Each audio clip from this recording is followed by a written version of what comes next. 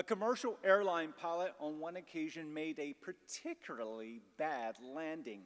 The wheels of the big jet hit the runway with a jarring thud.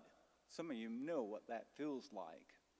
Afterwards, this airline had a policy where the pilot, after they pulled into the gate and passengers were ready to exit the plane, the pilot had to stand at that door and greet everyone and say, "Thank you for flying with us," and give them a big smile.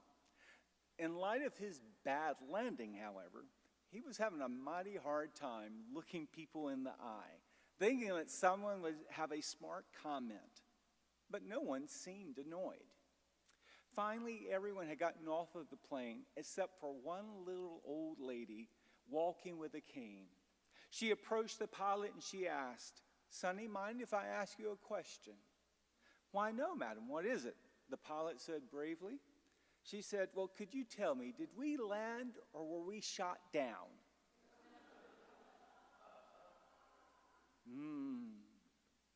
I can relate to that pilot in many ways. 25 years ago when I first started preaching, at the end of the service, I hid. I didn't go to the back to shake hands. I didn't know what in the world to do. I knew that I didn't know how to preach. I didn't know how to respond to people saying, "Oh, that was a good sermon," when I knew in my heart it wasn't a good sermon. So finally they had to tell me, because I had never taken a preaching course, go shake hands with people at the back. It's a good lesson to learn sometimes.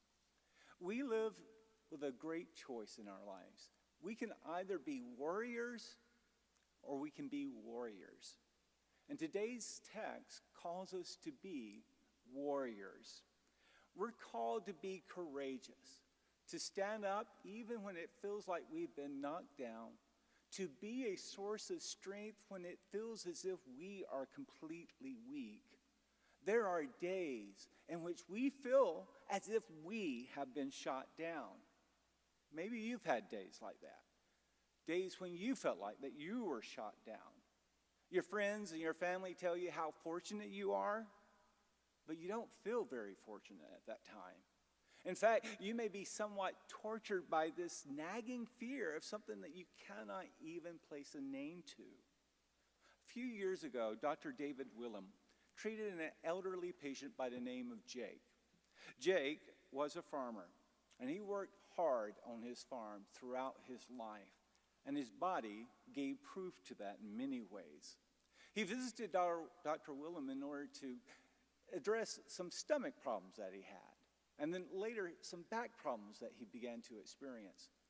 But even after doing all the medical tests, the doctor could not find anything wrong with Jake.